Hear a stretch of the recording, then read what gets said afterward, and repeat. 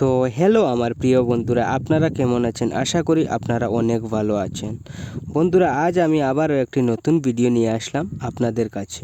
আজকে আমি আপনাদেরকে এমন একটি ফটো এডিটিং অ্যাপস দেখাবো। এই অ্যাপসটি দিয়ে যদি আপনি আপনার ফটো এডিটিং করেন, তাহলে আপনার ফটোতে যে কেউ লাইক করবে আর বলবে আপনি এরকম ফটো কিভাবে বানিয়েছেন। তাহলে চলুন বন্ধুরা, এবার আমরা পুরো ভিডিওটা দেখে আসি। আর ভিডিওটা শুরু করার আগে আমি আপনাদের কাছে একটাই রিকোয়েস্ট করছি, আপনারা যদি আমার চ্যানেলে নতুন হয়ে থাকেন তাহলে আমার চ্যানেলটিকে সাবস্ক্রাইব করে দেবেন। আর যদি এই ভিডিওটা ফেসবুক থেকে দেখেন তাহলে আমার ফেসবুক পেজটাকে ফলো করে দেবেন। তো ফটো এডিটিং করার জন্য প্রথমে আপনি আপনার মোবাইলের গুগল প্লে স্টোর অ্যাপসটাকে ওপেন করুন। তো ওপেন করার পর আপনি ওই সার্চে গিয়ে লিখুন 3D লুট মোবাইল লিখে সার্চ করুন। তারপর আপনি ওই অ্যাপসটাকে ডাউনলোড করবেন। তো ডাউনলোড হয়ে গেলে আপনি ওই অ্যাপসটাকে ওপেন করবেন। তো ওপেন করার পর আপনার কাছে পারমিশন চাইলে আপনি সেইগুলোকে অ্যালাউ করে দেবেন।